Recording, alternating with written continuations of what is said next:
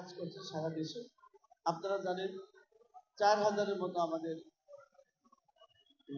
মহাসড়ক আছে। আঞ্চলিক সড়ক মিলে সর্বমোট প্রায় 21,000 কিলোমিটার। এই এত বৃহৎ এলাকা এই 4000 সদস্য দিয়ে এই নিরাপত্তা নিশ্চিত করা কঠিন হয়ে যায়।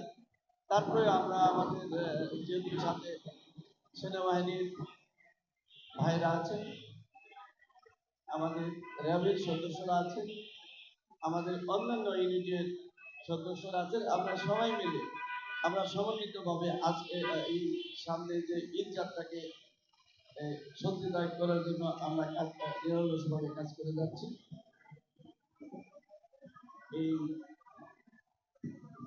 এ পর্যন্ত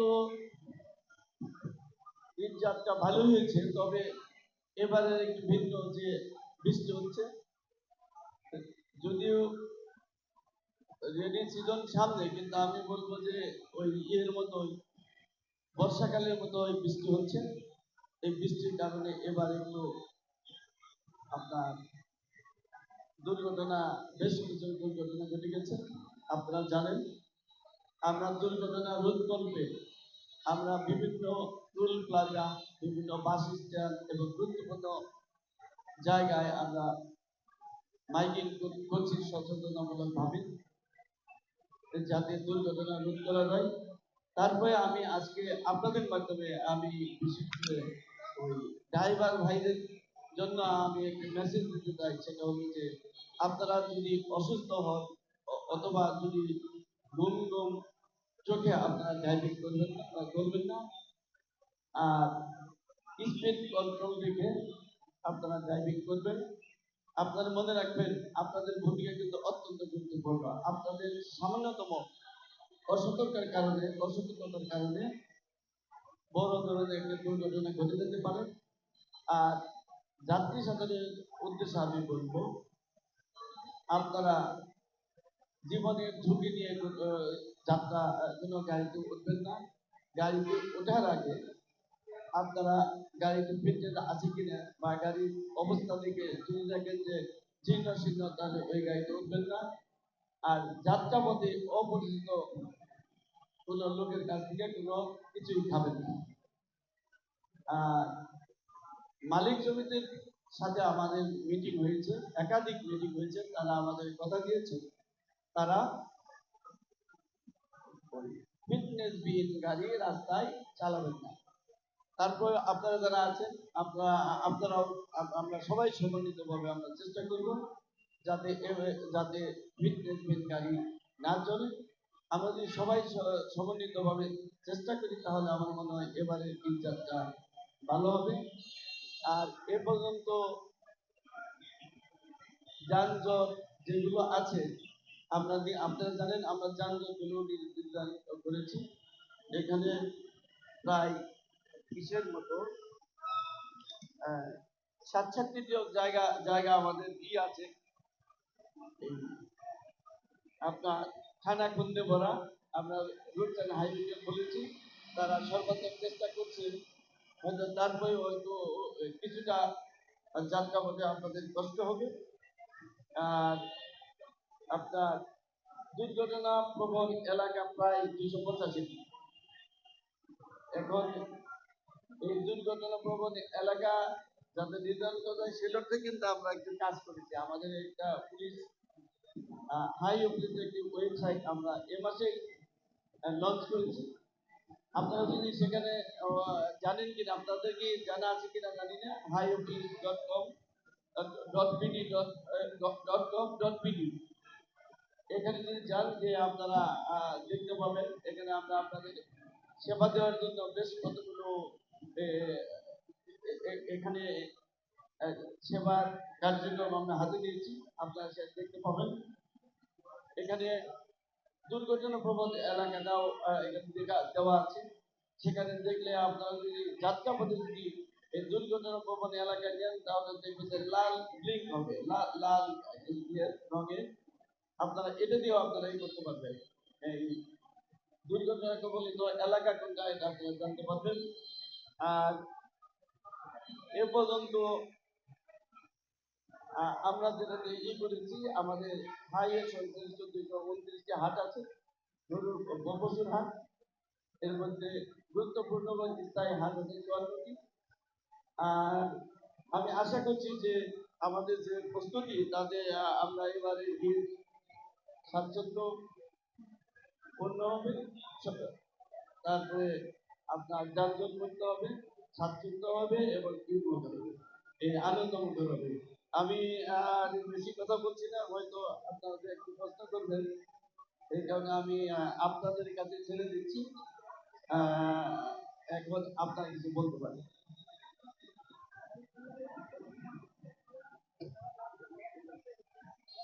আচ্ছা, হ্যাঁ, অতিরিক্ত ভাড়ার ব্যাপারে আমি বলছি। এই যেটা হয়, আমি বিশেষ করে এই অতিরিক্ত ভাড়া নিয়ে আমাদের বিশেষ করে নীতি নির্ধারণ মহলে আমরা একাধিক মিটিং করেছি। এখানে যেটা হয়ে থাকে সেটা হলো যে এই গাড়ির যে ভাড়ার যে চার্ট আছে, ভাড়ার যে নির্ধারিত ভাড়া, এই ভাড়ার যে আমাদের এই বাস মালিক সমিতির তারা অনেক কম ভাড়া নিয়ে থাকে সারা বছর। যখন ঈদ আসে, এরকম উৎসব আসে, তখন যেহেতু একমুখী যাত্রার বেশি চাপ থাকে, তখন তারা কিন্তু ভাড়া আমরা বলি বেশি নিয়ে থাকে বা আপনারা বলি থাকেন। এখানে আমাদের যাত্রী সাধারণত যেহেতু ভাড়ার সম্বন্ধে খুব একটা বেশি অবহিত থাকেন না, তারা প্রতিদিন যেভাবে যায় বা অন্যান্য সময় যে ভাড়ায় যায়, ঈদের সময় ঠিক সেই ভাড়ায় যাওয়ার জন্য তারা চেষ্টা করে। তবে এই বাস মালিক সমিতির পক্ষ থেকে আমাদের সাথে মিটিং হয়েছে, তারা কথা দিয়েছে তারা নির্ধারিত ভাড়ার অতিরিক্ত কোনো ভাড়া তারা নেবে। আর আরেকটা জিনিস আমি বলি, আমি আগামীকাল আমাদের হাইওয়ে জন্য একটা অ্যাপ, হাইওয়ে হ্যালো এইচপি একটা অ্যাপ আমি করবো, উদ্বোধন করবো। ওই হ্যালো অ্যাপস এর মধ্যে এখানে একটা আছে, সেটা হলো যে আপনার ভাড়ার একটা চার্ট দেওয়া আছে। আপনারা যদি হ্যালো এসবি অ্যাপে যান, গেলে ওখানে আপনারা সারা বাংলাদেশে কোন রোডের কত ভাড়া এটা আপনারা দেখতে পাবেন। তাহলে আপনারা বলতে পারবেন যে ভাড়া এত আপনারা বেশি নিচ্ছেন কেন। তবে আমি আসার কথা হলো যে বাস মালিক সমিতির সাথে আমাদের মিটিং হয়েছে, তারা বলছে নির্ধারিত ভাড়া অতিরিক্ত ভাড়া তারা নেবেন।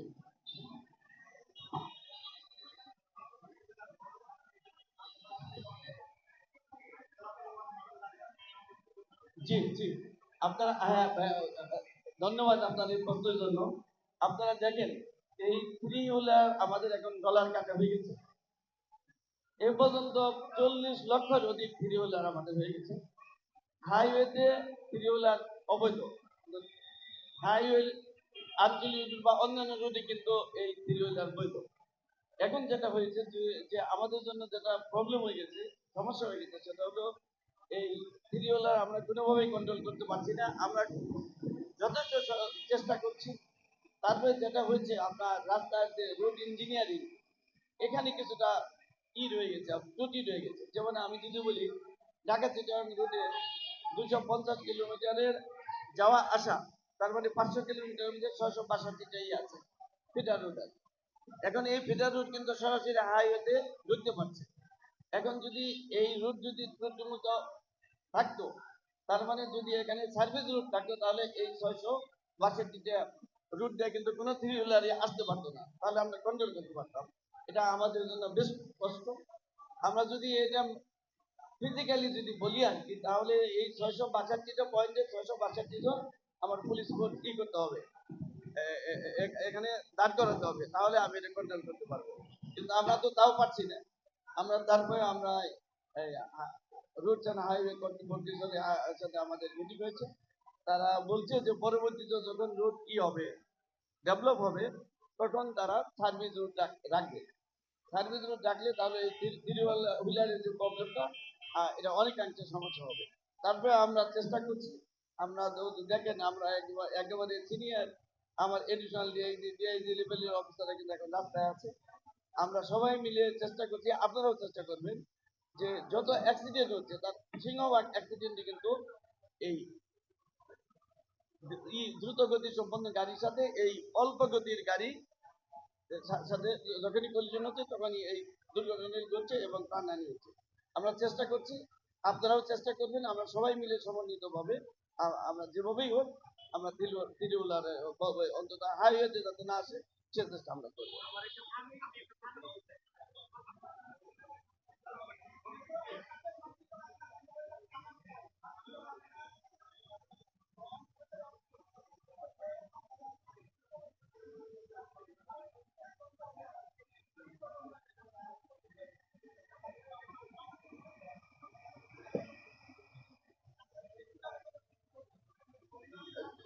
যাই হোক, আপনি যে প্রশ্নটি করেছেন ঠিকই বলেছেন, তবে গত ঈদে কিন্তু আমাদের যানজটটা খুব একটা বেশি ছিল না। এ যে একটু হবে, আমি যেটা বলছি যে একবার হবে না তা না, যেহেতু বৃষ্টি হচ্ছে। আর সবচেয়ে আশার কথা হলো আমাদের ঢাকার এলাঙ্গা থেকে যমুনার পূর্ব ব্রিজের পূর্ব পর্যন্ত এইটা রাস্তা কিন্তু আমাদের এখন হয়ে গেছে, বললেন আমরা কিন্তু চালু করে দিয়েছি।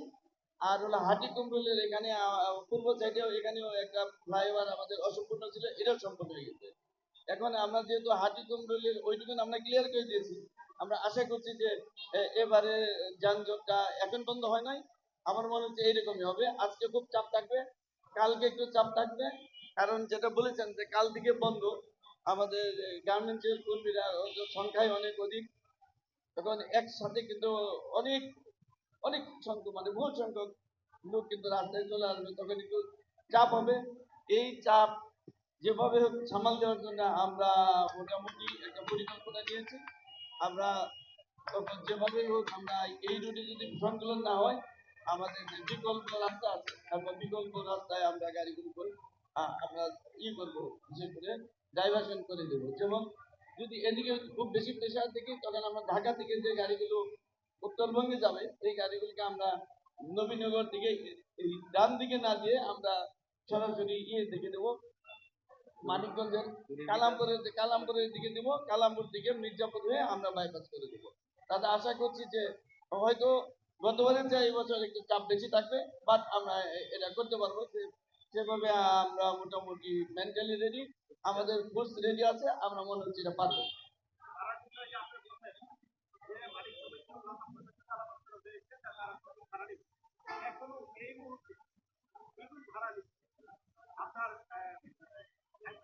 আচ্ছা ঠিক আছে, আমার এখানে আমি আমি যদি যদি হয়ে থাকে আমি এখনই কথা দিচ্ছি, মোবাইল কোড করে আমরা তাদের বিধি ব্যবস্থা নেব যদি থাকে। আমার এখানে এডিশনাল দিয়ে যে আমার এখানে ডিআইজি আছে, আমরা মোবাইল কোড করে যদি কেউ ভাড়া বেশি নেয় আমরা তাৎক্ষণিকভাবে আমরা ব্যবস্থা নেব, এখানে কোনো আপত্তি নেই।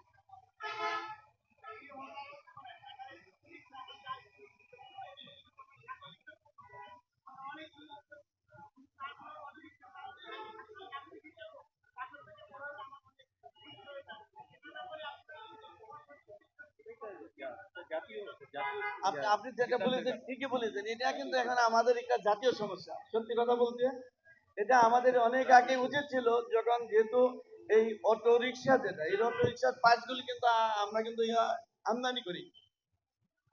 এটা নীতি নির্ধারণী মহলে আমার মনে হয় অনেক আগেই এটা বোঝা উচিত ছিল, আগে থেকে আমাদের সতর্ক হওয়া উচিত ছিল।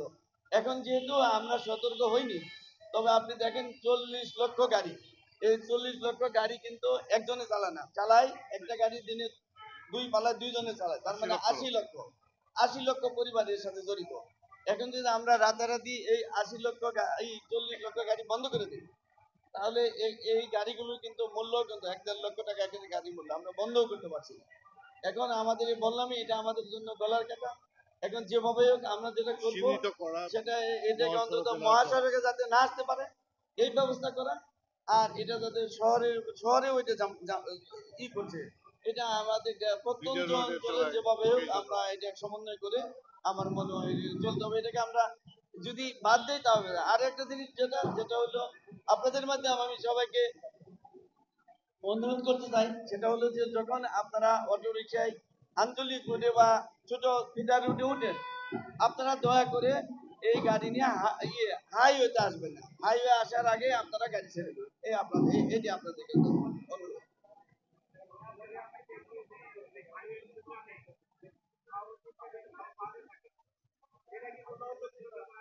আচ্ছা ঠিক আছে, সাউন্ড সিস্টেম